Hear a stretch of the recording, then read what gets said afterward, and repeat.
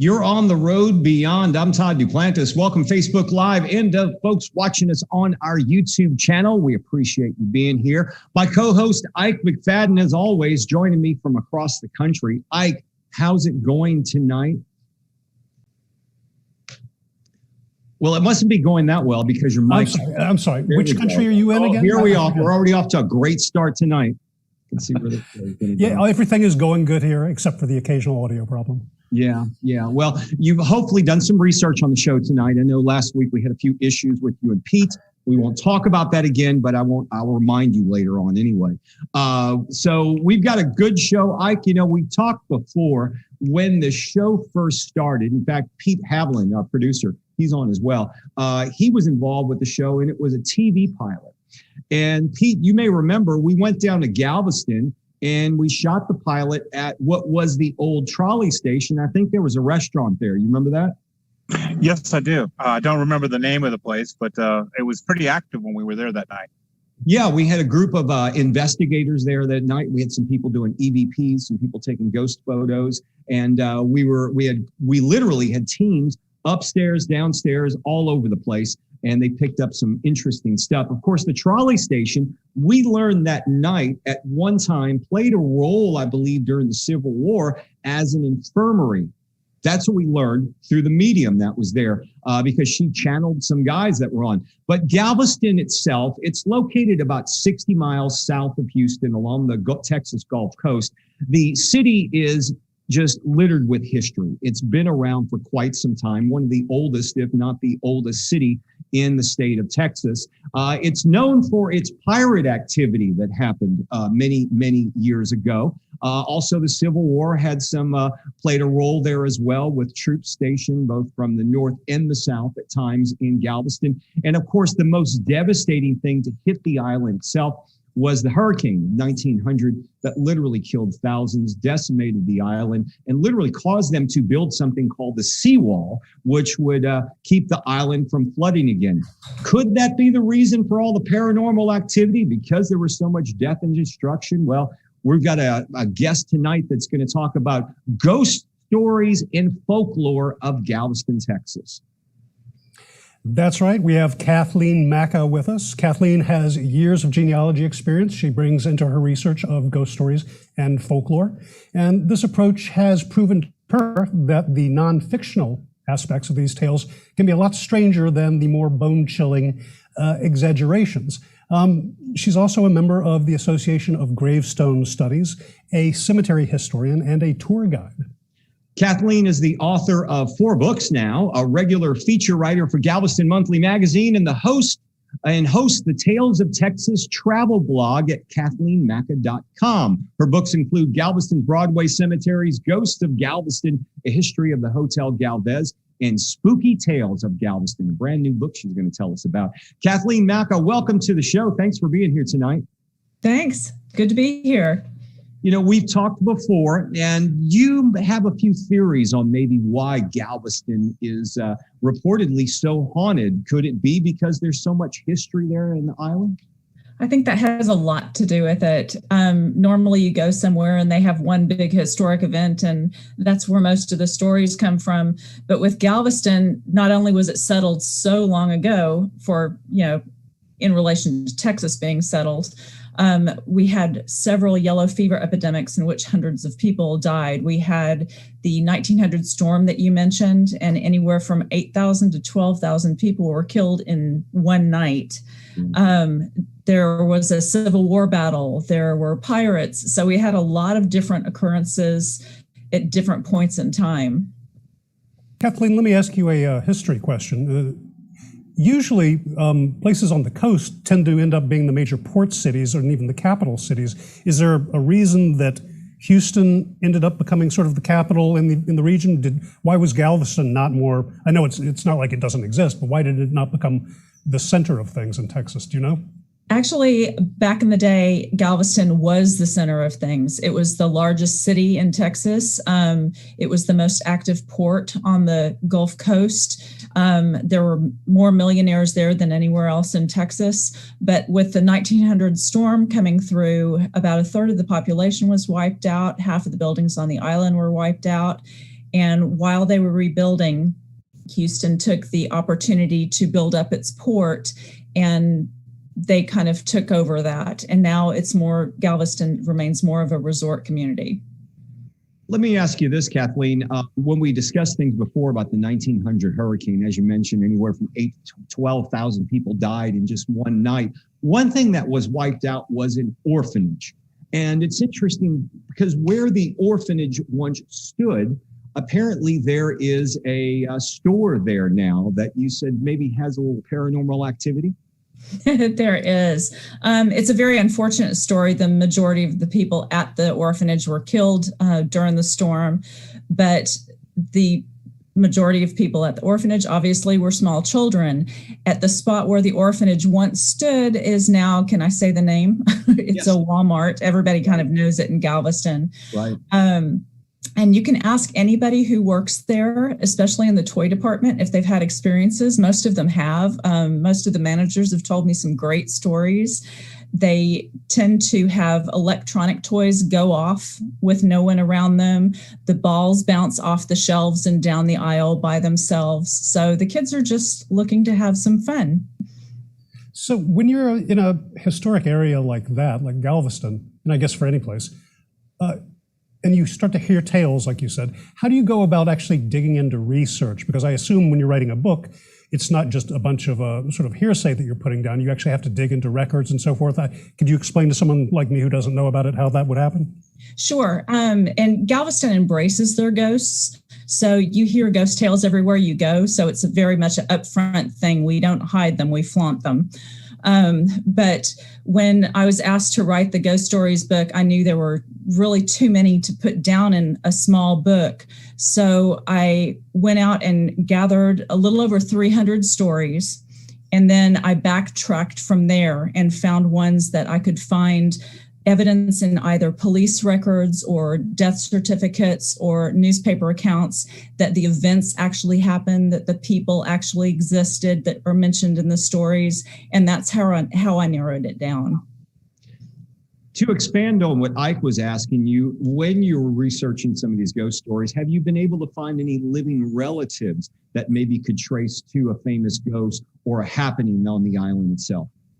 You know, for quite a while I couldn't, and I thought that was kind of sad, but I have now. And in fact, I found out one of my best friends on the island is related to one of the most famous ghosts. So it's been kind of fun, and they take great pride in it.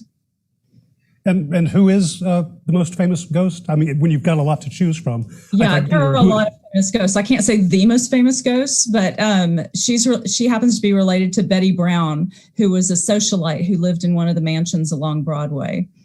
And tell us a little bit about that story, if you will. Okay, she's pretty notorious. She lived in the Victorian era, and her father was a millionaire. And she kind of didn't go by what she was supposed to during the day. She went to Europe without chaperones. She painted paintings with cherubs with no clothes on. She would have poker parties and smoke cigars with the men in town. She had no intention of ever getting married. So her father kind of threw up his hands, didn't know what to do with her. Her sister was much more reserved and did what she was supposed to, but ended up coming home to live with Betty in Ashton Villa, which is the mansion. Now they have stories of when you walk by the mansion at night, you hear a piano playing, and that's Tilly because she was the piano player in the family. But Betty Brown is often seen in her favorite blue dress coming down the stairs, wandering the grounds, wandering around inside the house. And it's very unusual if you're wandering around the house now that you never hear anything. There's always something going on. Kathleen, let me ask you this because I always am curious. When you're investigating ghosts or the paranormal, have you had a chance to experience that or see anything yourself I know a lot of investigators I talk to go their whole life trying to track that activity, but they've never actually seen a ghost, but they're wanting to so badly. Have you had that opportunity? I have actually. My dorm room in college had a full apparition that would occasionally appear, so I saw her quite often. But in Galveston, I was a docent years ago before my daughter was born at one of the big mansions. And back then, we weren't supposed to talk about the ghosts to the tourists because they thought that took away from the history of the buildings. So when things would happen during tours, we would have to go, oh, just creaky old house, or oh, something must have fallen, and we'd have to make excuses and move right along. Oh, just a little blood coming out of the elevator. It's nothing. Never mind. Nothing to see here.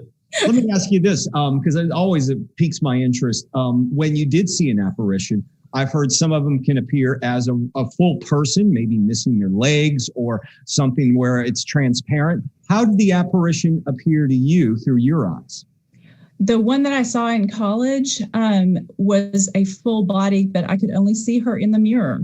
Wow. If I turned around, she would stand behind me. And if I turned around, I couldn't see her. But then if I would turn back around, I could see her in the mirror. And she was always in the mirror. I wouldn't be staying in that dorm room much longer. Well, here's a question for you, and sort of a historic one as well. When I think of Galveston, what little I know about it, I think of sort of the old colonial port cities to some degree, New Orleans, Galveston, Savannah, Charleston. Has anyone ever studied, is there some kind of, any commonality in sort of either the number of things that people detect or the frequency or the era? Is there anything historical about that, or is it just all over the place? Well, it's interesting that I think a lot of the port cities that you just named are historically haunted and claim to be haunted. I've heard all my life that if you're near bodies of water, it's easier for spirits to kind of maintain their presence. I don't know if that's true or not, but if it is, that's certainly working to their favor in Galveston because we're surrounded by water. It's an island. Well, you hear about the difference between, true hauntings happen. They could be something captured in time that plays itself back. With having so much history, that could be something that you're seeing in Galveston over and over is something that's playing back in time. Yes, it's they're called residual hauntings, and they're kind of, to speak old school, they're kind of like an old videotape that's just playing over and over and over. And it's thought that it's an impression of energy, that somebody was highly emotional at one point or something big was happening in their life. And that energy from their emotions made an impression and keeps replaying. Now, I'm usually something of a skeptic. But you've been doing this for some time now. If you had to take a guess, what do you think you and other people are seeing? And have you seen enough stuff that you're like, yeah, something going on here? I do personally believe that something's going on, but I don't tell anybody on my tours what to believe. I think everybody has to make up their own mind. And if you're somebody who can't explain what's going on, but you don't think that's the explanation, I'm totally good with that. We've got Pete Haviland, our producer, who's joining us as well. And Pete and I had a chance years ago to investigate the old trolley station, which you're very familiar with. And the medium we had out there did detect some Civil War activity, or what she thought were men who were in an infirmary from the Civil War. Tell us a bit about the Strand and a bit about the trolley station, because I know there is some history there. Yeah, all of the buildings on the Strand, which is the old business district, and now it's more of a tourism shopping district. But you can walk in any of the stores if you visit. Just go up to the person behind the counter and say, tell me your ghost story. And they'll stop what they're doing and tell you about their resident ghost. So it's kind of fun. The trolley station used to be an event venue, and it has a restaurant downstairs now and a rock shop downstairs. During the Civil War, the Battle of Galveston happened, obviously, on the island. The Confederates used it as a drill hall. So they would use the third floor and practice their marching up and down. And occasionally their marching is still heard. They can be heard walking up and down the steps.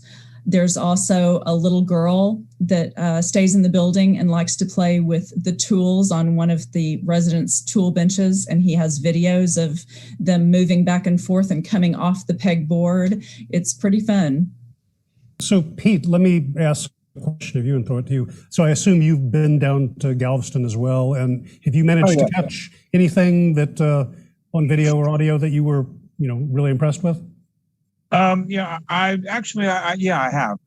I was in a 1900 storm survivor house, and we were asked to go out there because they were experiencing some hauntings. We had the opportunity to go to the third floor of this one house. And the gentleman was telling me about that they were hearing what sounded like children playing in the attic. We finally got the door open. When we got the door open, we did get we got like 3 sets of eyes staring at us. Wow! And it was pretty wild. I have a photograph around here somewhere of it, but it definitely looked like that there were 3 children looking at us. And you sure this wasn't rats? No, they were pretty big heads. Pete, if you remember when we were doing the investigation of the trolley station, we had a crew that was upstairs, and the medium that was with that crew was supposedly talking to the spirit of a child.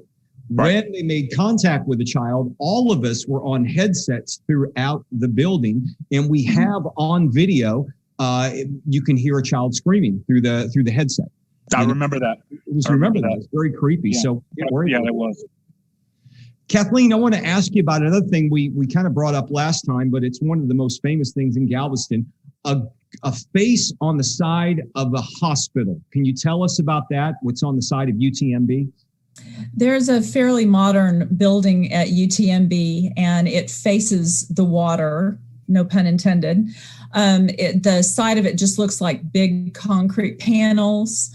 And when they finished the building, it looked as if there was a fairly clear face, eyes, nose, mouth, chin. You could see the shape of the face just as large as the panel was.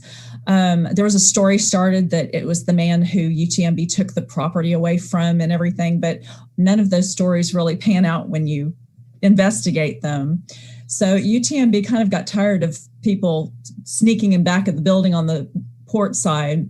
So they power washed it, and it came back one panel lower. And they're hesitant. They don't want to power wash it again because below that is a door. And it said that they don't want to take a chance on going in. So they did fence that off. You can only see it if you take one of the port tours on one of the little boats. You can still see it, but it was open until fairly recently, until a couple of nurses went back one night in their car to try to find it and misjudged and ended up in the water in their car, and they passed away. So that's when they ended up fencing it off so people couldn't go back there. So, Kathleen, any explanation for that, Ike?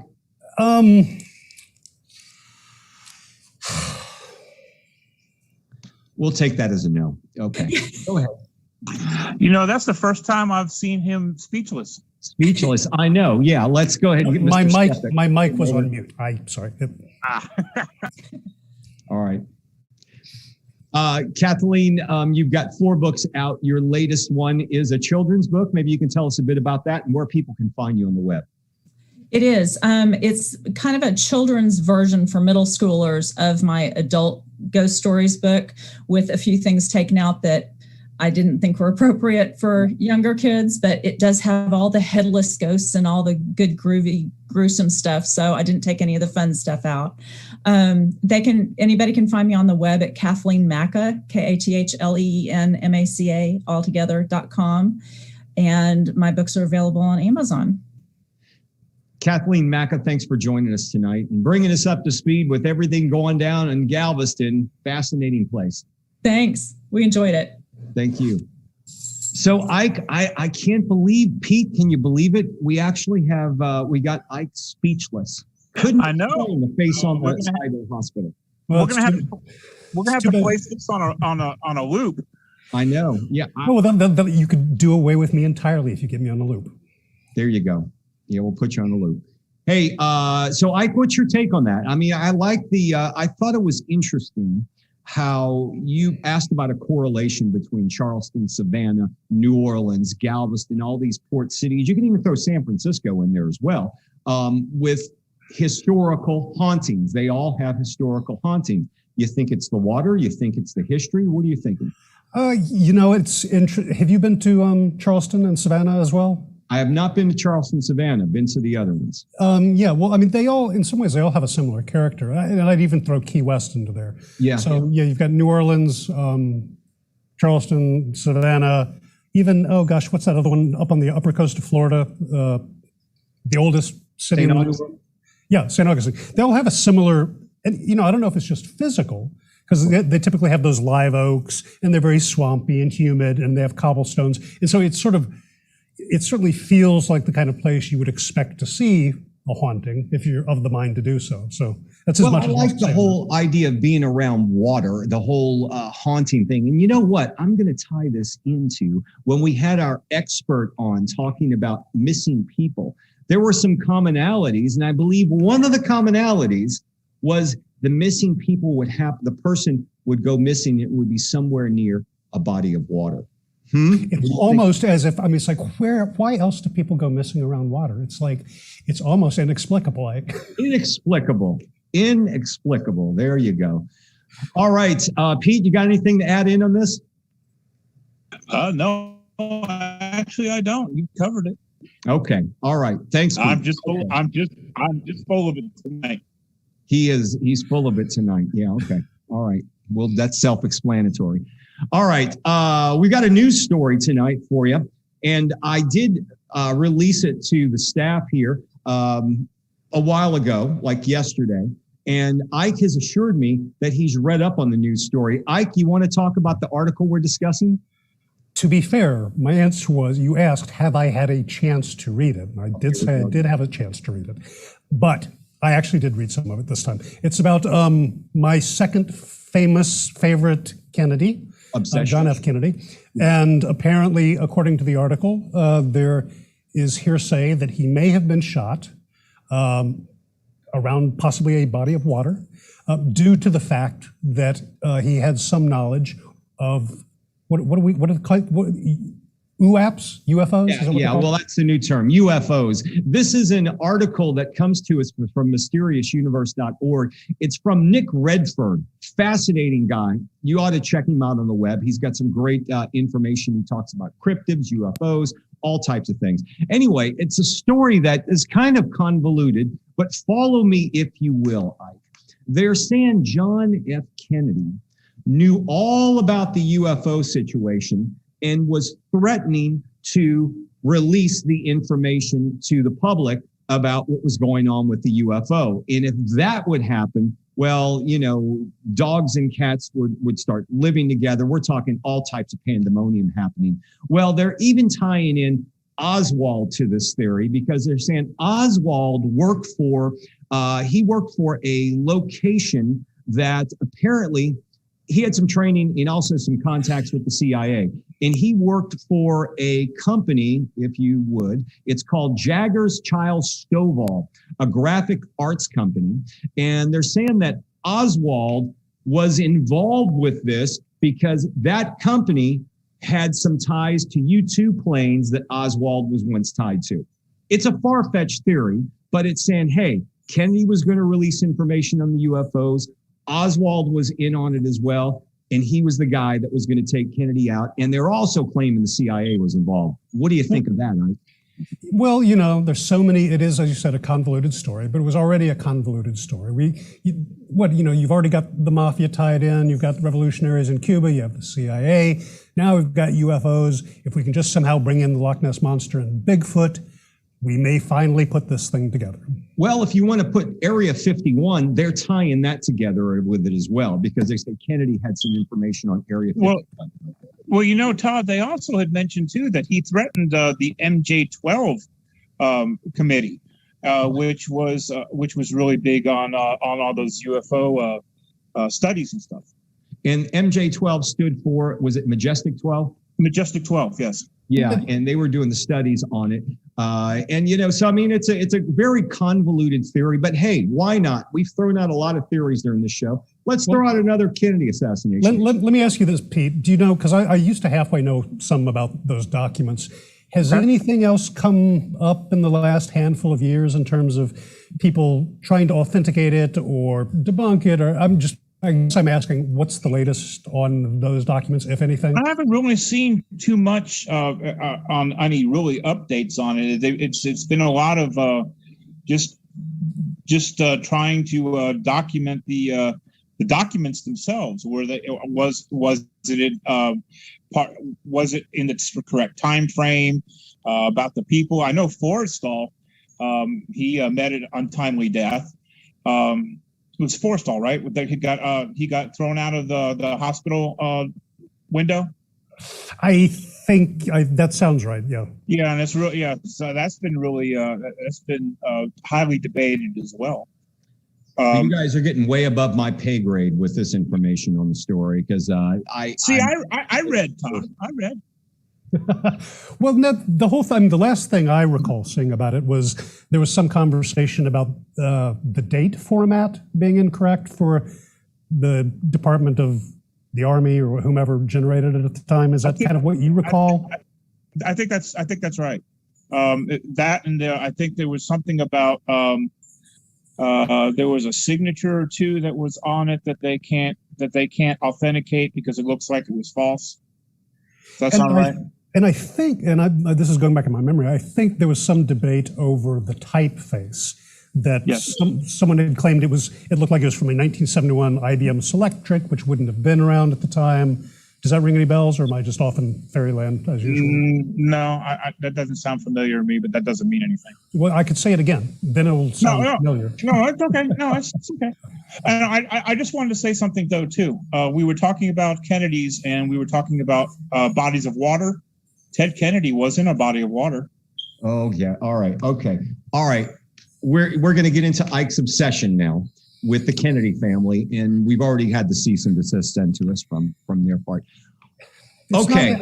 I wouldn't call it an obsession. It's just a really interesting thing. All right. Yeah. Okay. All right, guys. We've got Daryl Sims, the Alien Hunters, on deck for our next episode, and we're going to be diving deep into the new government UFO UAP report that they just released. We've gone over it here. What's the alien hunter have to say about it? All that and more next show on The Road Beyond. Ike, you want to remind folks about our social media? Hey, folks, let me remind you of our social media. We're on YouTube, Facebook, I believe Twitter, and I believe if you follow Todd on Instagram, he puts out some notifications and comical highlights as well. So you definitely want to subscribe to those things. Hit the reminder button, whatever it is it's called. Anyway. Yeah, subscribe to it. All right. Thanks, Ike. Pete, stick around. We'll get you on the next show if your electricity doesn't go out. We will see all of you on the next episode of The Road Beyond. Stay tuned.